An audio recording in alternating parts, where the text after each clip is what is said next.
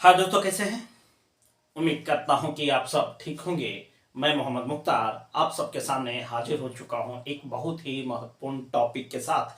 आज जिस टॉपिक पर हम बात करने वाले हैं वो है नाइट ड्यूटी अलाउंस, जिसे आप एनडीए या फिर रात्रि ड्यूटी भत्ता कहते हैं। यह एक ऐसा टॉपिक है जिसको लेकर बहुत सारे प्रश्न आज भी कर्मचारियों में है और वो उनका जवाब ढूंढना चाहता है।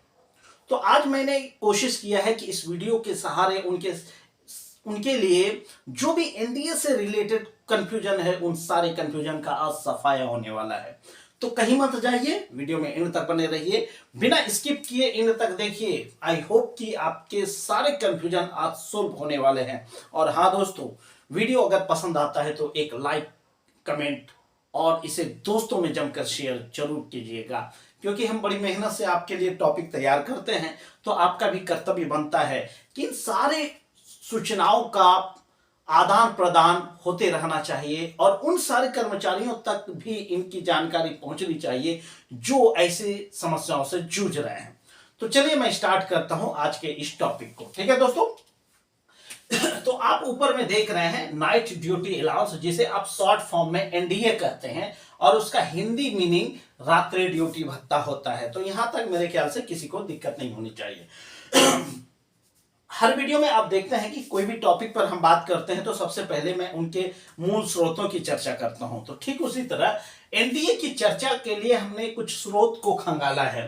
स्रोत नंबर 1 को लिया है chapter 14 of the railway act 1989 का, यानी 1989 ईस्वी में रेलवे एक्ट बना था, उसका जो है कि चैप्टर नंबर 14 में एनडीए की चर्चा है।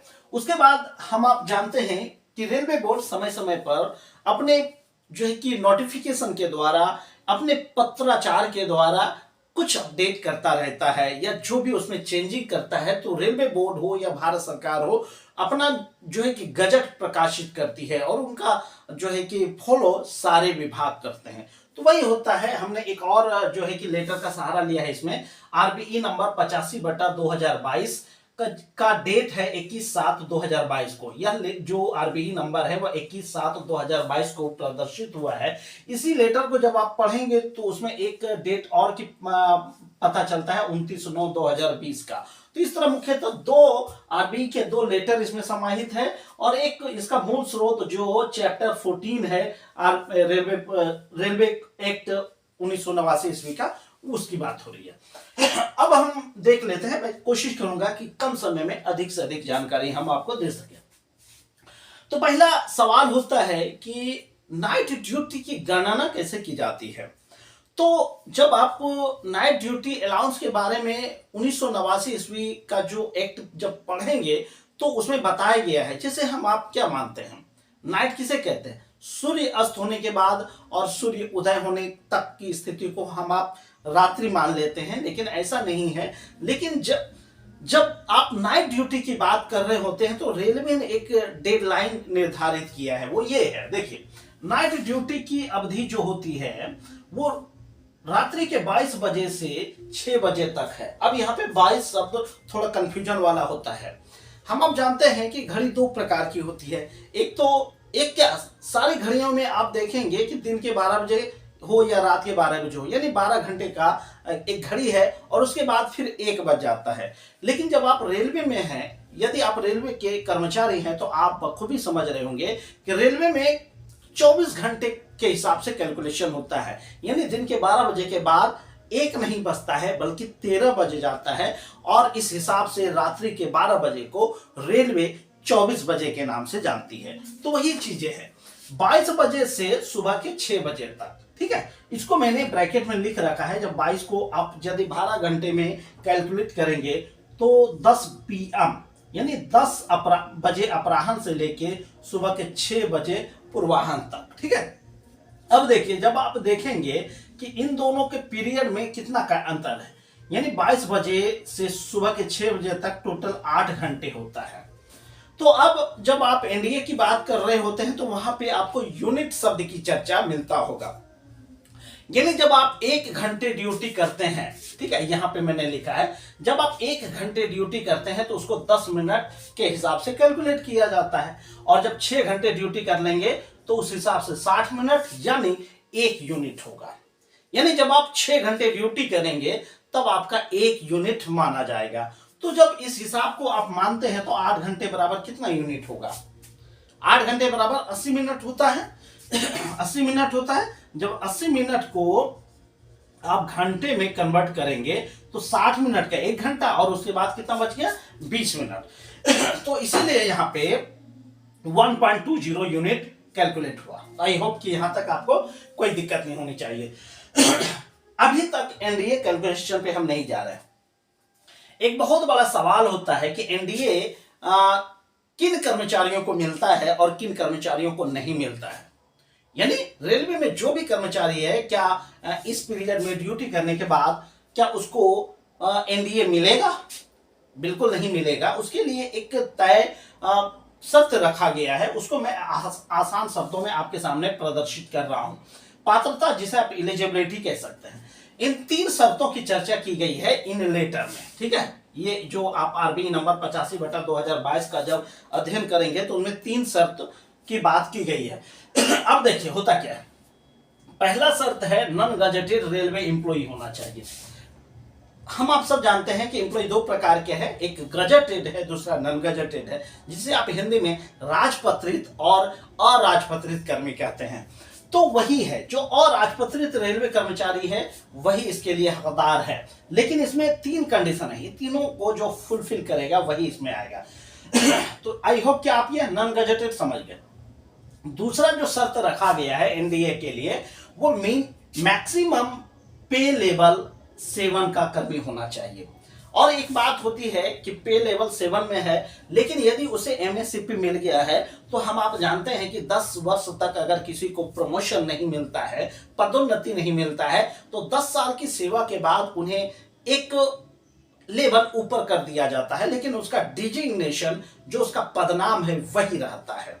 यानी आप अगर रेलवे के कर्मचारी हैं, 10 साल तक आप हेल्पर में रहे, ठीक है, तो अगर 10 साल के बाद आपको एक एमएससीपी मिलता है, सपोज लेवल 1 में है यानी 1800 ग्रेड में है, और एमएससीपी के बाद आप 1900 ग्रेड में जाएंगे यानी लेवल 2 में जाएंगे, लेकिन आपका डेजिग्नेशन हेल्पर का ही होगा। तो वही चीजें होती है। अधिकतम पे लेवल 7 का कर्मी ही जो है कि एनडीए क्लेम कर सकता है, लेकिन अगर उसको एमएससीपी मिला है तो एमएससीपी के बाद वो लेवल 8 में पहुंचा है तो वह भी लेवल 7 का ही माना जाएगा। लेकिन यहां पे एक कंफ्यूजन है, देखिए क्या अभी हम क्लियर करेंगे। मैक्सिमम पे लेवल 7 को हिंदी में अगर आप बात करें तो अधिकतम वेतनमान जो है कि 7 होगा, लेवल 7 होगा। लेकिन यदि 6 पे कमीशन की बात आप करें, ये सब लेवल पे कमीशन 7 के बाद हुआ है। यदि आप 6ठे पे कमीशन की बात करें तो उसमें ग्रेड पे चलता था, तो यहाँ पे अगर इसको ग्रेड पे में बात करें तो ग्रेड पे 4600 तक के कर्मी हो जाएंगे। और अगर एमएससीपी मिला है लेवल 8 में तो 4600 के बाद 4800 हो जाएगा। ठीक है, अब देखिए यही से काम नहीं चलेगा। तीसरा शर्त भी रखा गया है, मैक्सिमम बेसिक पे 43,600 माना गया है। यानी वैसे कर्मचारी जिनका अधिकतम बेसिक पे 43,600 है वही एनडीए क्लेम कर सकता है। अब देखिए ये निर्धारण किया है वित्त मंत्रालय ने, उनकी अधिसूचना है 4/7/2022 से एक डेडलाइन निर्धारित किया है। ये जो पे लेवल माना है, मतलब बेसिक पे माना है अधिकतम, वो 4/7/2022 से प्रभावी है। उसके पहले क्या था उसकी चर्चा यहां नहीं करनी है। ठीक है दोस्तों, अब देखिए इतनी बातें जानने के बाद एक कंफ्यूजन होगा।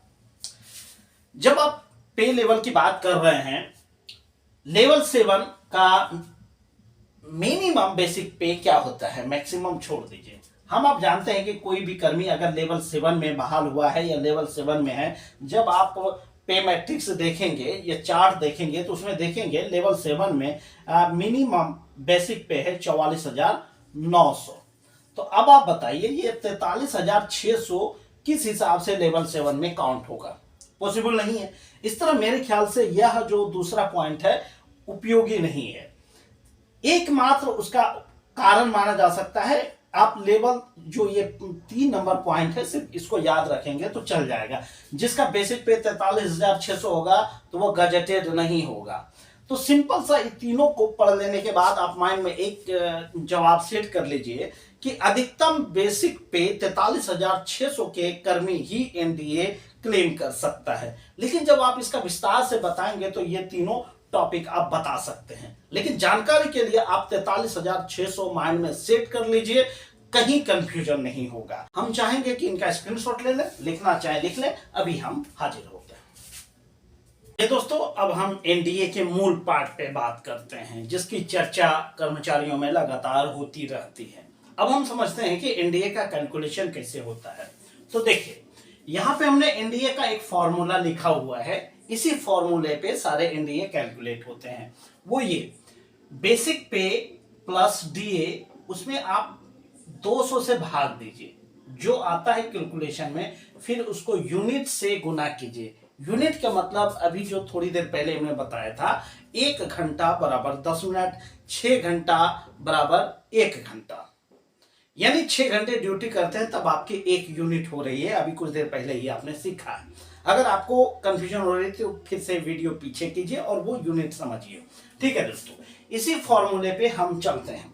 अब एनडीए का कैलकुलेशन कैसे होता है, इसको हम एक उदाहरण से समझने का प्रयास करते हैं। ये मैंने यहाँ पे एक उदाहरण लिखा है।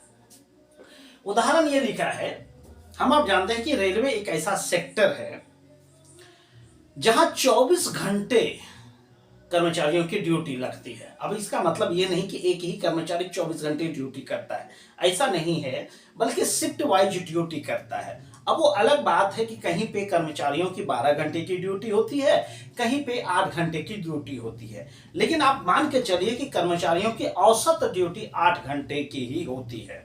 8 घंटे ड्यूटी होती है तो वो शिफ्ट वाइज होता है। मान लीजिए किसी ने सुबह के 8 बजे से ड्यूटी स्टार्ट किया तो शाम के 4 बजे तक करेगा, उनके 8 घंटे समाप्त। फिर जो 4 बजे ड्यूटी ज्वाइन करेगा वो रात के 12 बजे तक ड्यूटी करेगा। फिर जो रात के 12 बजे ड्यूटी ज्वाइन करेगा वो सुबह के 8 बजे तक करेगा। तो इस तरह एक सर्किल चलता है। उन्हीं में से किसी की ड्यूटी नाइट शिफ्ट में होती है, किसी की मॉर्निंग शिफ्ट में होती है। तो एक उदाहरण हमने लिया है, यदि किसी कर्मचारी की ड्यूटी शाम के 16 बजे यानी 4 बजे शाम से लेकर रात के 12 बजे तक ड्यूटी है, इसको मैंने एक उदाहरण का एक बेस बनाया है। कर्मचारी की नाइट ड्यूटी 16 बजे से 24 बजे तक 7 दिन हो तो एनडीए क्या होगा, प्रश्न है। हम आप जानते हैं कि जब किसी की शिफ्ट वाइज ड्यूटी होती है तो मिनिमम 7 दिन की लगातार वो ड्यूटी होती है। 7 दिन के बाद फिर शिफ्ट चेंज होता है, किसी और का वो शिफ्ट दिया जाता है। तो एक उदाहरण दिया है, इसको ही आप आधार बनाकर जो कि कैलकुलेशन कर सकते हैं। प्रश्न को समझ लीजिए फिर से एक बार कि शाम के 16 बजे से यानी शाम के 4 बजे से रात्रि के 12 बजे तक उन्होंने ड्यूटी किया तो उसका एनडीए कितना होगा। तो एनडीए का कैलकुलेशन करने से पहले आपको यूनिट निकालना पड़ेगा कि 7 दिन में उस कर्मचारी ने कितनी यूनिट अर्न किया, यानी उनकी ड्यूटी बराबर कितना यूनिट होता है उसको समझते हैं।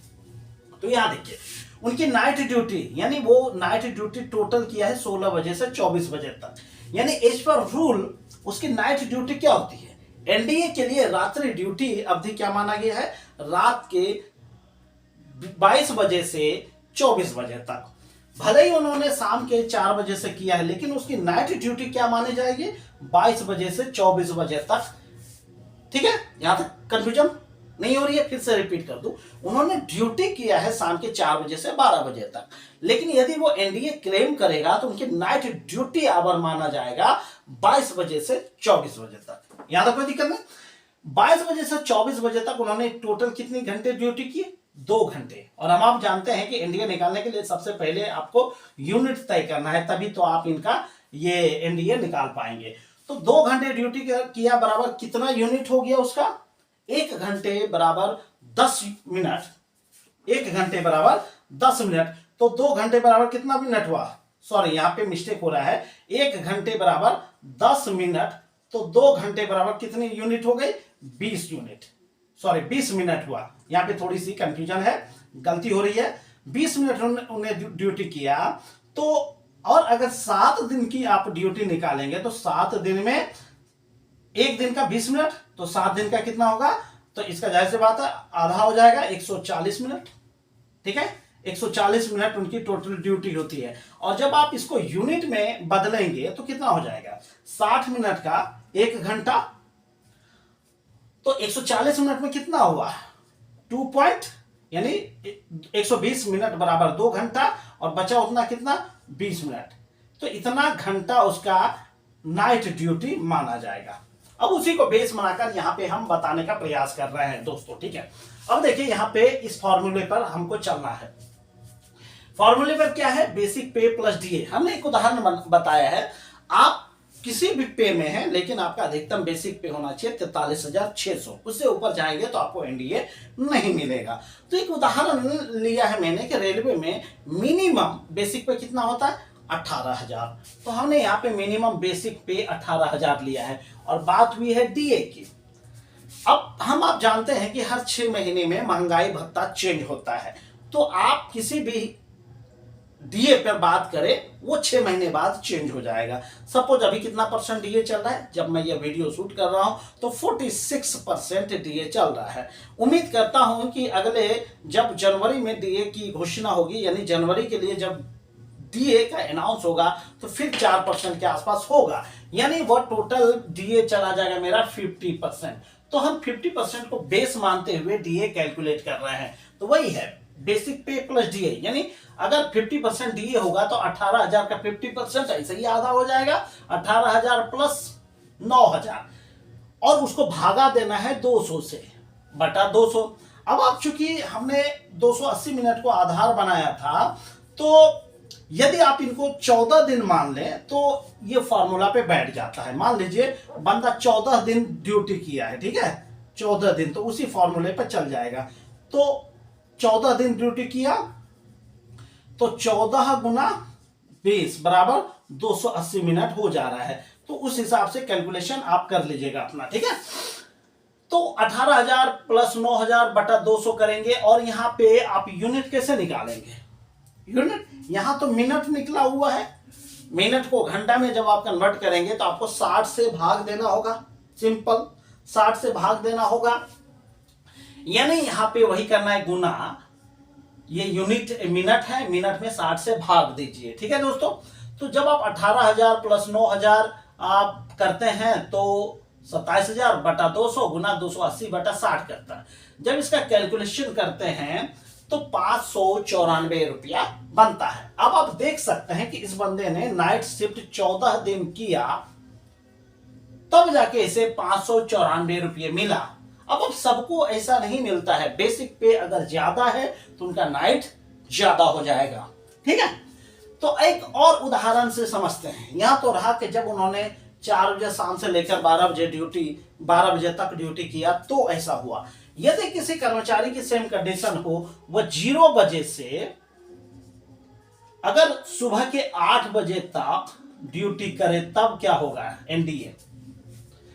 अब यहां पे सिंपल सा फंडा है कि नाइट ड्यूटी आवर कब से कब तक माना गया है, 22 बजे से लेकर सुबह के 6 बजे तक।